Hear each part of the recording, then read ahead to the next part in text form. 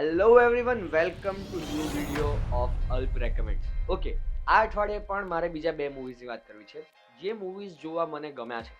અને આમાંના એકચ્યુઅલી તો બંને મૂવીઝ એવા છે જે મને વારંવાર જોવા ગમે છે, કારણ કે બંને મૂવીઝ એક જ ડાયરેક્ટર પાસેથી આવે છે. એમનું નામ છે Damien શઝેલ.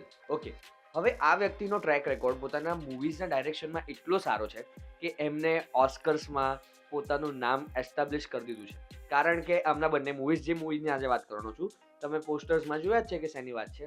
It is about Lala land અને વિપ્લશ. લાલા લેન્ડની વાત તો મેં અત્યાર સુધી ઘણા બધાને કરી છે, અને વેન આઈ સે ઘણા બધાને, આઈ મીન ઘણા બધાને. કેટલા બધા લોકોને મેં પર્સનલી રેકમેન્ડ કરી છે કે લાલા લેન્ડ મૂવી તમે જુઓ, લાલા લેન્ડ મૂવી તમે જુઓ, કારણ કે it is one of those movies કે હું આમ તો બહુ મોટો રોમકોમનો ફેન નથી, પણ રોમકોમની અંદર અમુક એવા મૂવીઝ જે તમને વિચારવા માટે મજબૂર કરી દે કે ઓ ધીસ ઇઝ યોર સ્ટોરી, અથવા તો આ તમારા જેવા તમને જેને ઓળખતા હો એમાંના કોઈની સ્ટોરી છે. અને આ મૂવીની અંદર રાયન ગોસલિન અને એમા સ્ટોન મારી માટે અમેઝિંગ સ્પાઈડરમેનથી જ વન ઓફ ધ ફેવરેટ એક્ટ્રેસીસમાંના એક છે. અને એમના મૂવીઝ જનરલી મને જોવા ગમતા હોય છે, કારણ કે એમનું સ્ક્રિપ્ટ સિલેક્શન પણ સારું હોય છે. અને આ મૂવી એ સ્ક્રિપ્ટ સિલેક્શનના મામલામાં બહુ આગળ વધી જાય છે. ક્યાંથી શરૂ થાય છે મૂવી, ક્યાં તમને શું વસ્તુ બતાવે છે, અને મૂવીનો એન્ડ, ડૂડ, જો તમે આ મૂવી બીજી ત્રીજી વાર જોઈ રહ્યા છો ને, તો યુ કેન ફીલ કે ભાઈ હવે શું થવાનું છે. પ્લીઝ ના થા. પણ તેમ છતાં આ તમને એવું સેટિસ્ફેક્શન આપે છે કે જે જોઈને તમને એવું થાય કે ડૂડ, ધીસ ઇઝ ઇટ.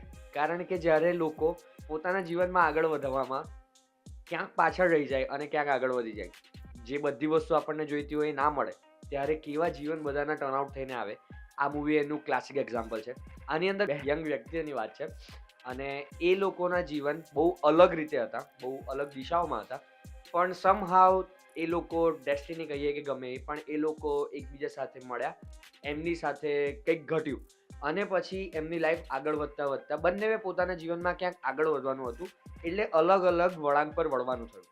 અને એટલે જ્યારે મૂવીનો એન્ડ આવે છે, એ ક્લાઇમેક્સ તમને આંખોની અંદર આંસુ ભરી દેશે. અને આવી જ ફીલને એ લોકોએ બહુ સારી રીતે અને બહુ ક્લાસિકલ રીતે પોર્ટ્રે કરી છે. સ્પેશિયલી આની સિનેમેટોગ્રાફી, આ મૂવીની સિનેમેટોગ્રાફી એ વન ઓફ ધ બેસ્ટ સિનેમેટોગ્રાફીઝની અંદર કહેવાય છે.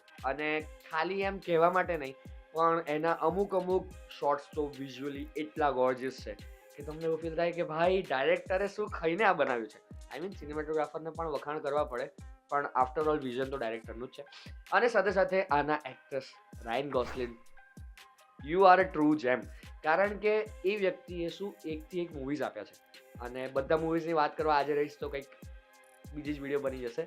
એટલા માટે એમની મૂવીઝ ને ફિલ્મોગ્રાફીની વાત બીજા કોઈક દિવસે કરીશું. પણ મેં જ્યારે વળીને જોયું તો મને એવું ફીલ થયું કે મને ગમતા ઘણા બધા મૂવીઝમાં આ વ્યક્તિએ પોર્ટ્રે કર્યું છે. એટલે dude, you are seriously something. અને આ મૂવી પર બહુ વધારે વાત થઈ ગઈ, એટલે આના ડાયરેક્ટરની બીજી મૂવી, જે કદાચ એની પહેલાં આવી હતી, if I am not wrong, તો 2014માં વિપ્લેશ કરીને મૂવી આવી હતી. અને આ મૂવીની અંદર જે વસ્તુ જોવા મળી છે, ઓબ્સેશન કોણે કહેવાય, એ વસ્તુ આપણને આ મૂવી શીખવાડે છે કે તમને કંઈક ગમે છે અને એ ગમતી વસ્તુને તમે તમારું જીવન આપી દો, એ શું કહેવાય અને એ કઈ હદ સુધીનું હોય. ઓકે, આની અંદર કોઈની આખી લાઈફ નથી બતાવી, પણ એક વ્યક્તિ છે જેને બેન્ડના ડ્રમ્સ હોય એ વગાડવું ગમે છે, અથવા તો એને રસ છે. અને કોઈક એવો ટીચર છે કે જે આ શીખવાડવા માટે સૌથી ફેમસ છે, પણ એની જે શીખવાડવાની રીત છે એ તમે જેવી અઝ્યુમ કરી છે એટલી સારી નથી. એટલે એ વ્યક્તિ તમારી ભૂલ હશે મોઢા પર કહી દેશે.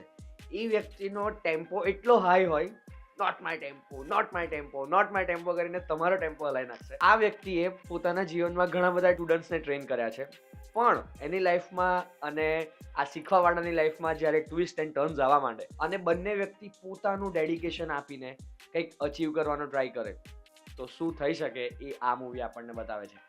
બંને મૂવીઝ હિન્દીમાં છે કે નહીં મને ખબર નહીં, પણ જો તમને થોડી ઘણી ઇંગ્લિશ આવડે છે અને તમે ઇંગ્લિશ સમજી શકો છો, તો તમારે આ મૂવી ઇંગ્લિશમાં જોવી જોઈએ એવું મારું ઓપિનિયન છે. કારણ કે ડબ બરોબર છે, પણ અમુક વસ્તુઓ, અમુક ફીલ એ જે એક્ટરે જે લેંગ્વેજમાં કન્વે કરી હોય ને, એ જ લેંગ્વેજમાં વધારે મજા આવે. અને મેં આ બંને મૂવીઝ ઇંગ્લિશમાં જોઈ છે, અને મને આ મૂવીઝ ઇંગ્લિશમાં જોવી ગમે છે. એટલે હું આને ઇંગ્લિશમાં જોઉં છું, એટલે મેં ક્યારે શોધ્યું જ નહીં કે આ શેની ઉપર છે. અને હેશટેગ નોટ સ્પોન્સર્ડ પણ એમેઝોન પ્રાઇમ પર આ વસ્તુ જોવા મળી જશે. ચાલો એમેઝોન પ્રાઇમની હું બહુ વાતો કરું છું આજકાલ, નહીં? એમેઝોન વાળા શું કરો છો તમે? ઇટ ઇઝ યોર ચાન્સ કે ગુજરાતી ઇન્ડસ્ટ્રીની અંદર પણ તમે લોકો, ઓકે આ થોડું વધારે થઈ ગયું, પણ એ લોકો સ્પોન્સર તો કરી જ શકે, રાઈટ? ઓકે, તો આ બંને મૂવીઝ તમને એમેઝોન પ્રાઇમ પર જોવા મળી જશે. બંને મારી તરફથી હાઈલી રેકમેન્ડ છે કે ભાઈ આ મૂવીઝ તમને એક દુનિયા જોવાનો અલગ નજરિયો આપે છે. કેમ લોકો પ્રેમ માટે એટલા ગાંડા હોય છે એ વસ્તુ બતાવે છે, અને કેમ મ્યુઝિકલ્સ એ પણ સારા બની શકે, અને જો સારી રીતે એને એમ ફેથફુલી બનાવવામાં આવે તો તમારા સુધી પહોંચી શકે, એ પણ એક સારા મેનરમાં. અને લાલા લેન્ડ તો કલ્ટ ક્લાસિકમાંની કહેવાય છે. ઘણા બધા લોકો તમને રેકમેન્ડ કરશે, કદાચ તમે જોઈ પણ હશે. જો તમે જોઈ છે, આપણા વિચારો મેચ થાય છે, તો કમેન્ટ્સમાં કહેજો તમને આ મૂવી કેમ વધારે ગમે છે. બીજું, આ મૂવીઝ જેવી તમને કઈ મૂવીઝ ગમતી હોય જે તમે આ લોકોને, મને, આ જોનારાને બધાને રેકમેન્ડ કરવા માંગતા હોય, તો કમેન્ટ્સમાં કહેવાનું ભૂલતા નહીં કે એવી કઈ મૂવીઝ છે. ઓકે, તો મળીએ કાલે ડેર ડેવિલ આવી રહ્યું છે આપણું, અને સવારે 7:30 એનો પહેલો એપિસોડ લોન્ચ થઈ જશે. કદાચ તો પહેલા 2 આવશે, અને પછી દર અઠવાડિયે એની પર વાત કરવાના છીએ આપણે. So see you there. Till then, keep sharing, keep liking, and don't forget to subscribe.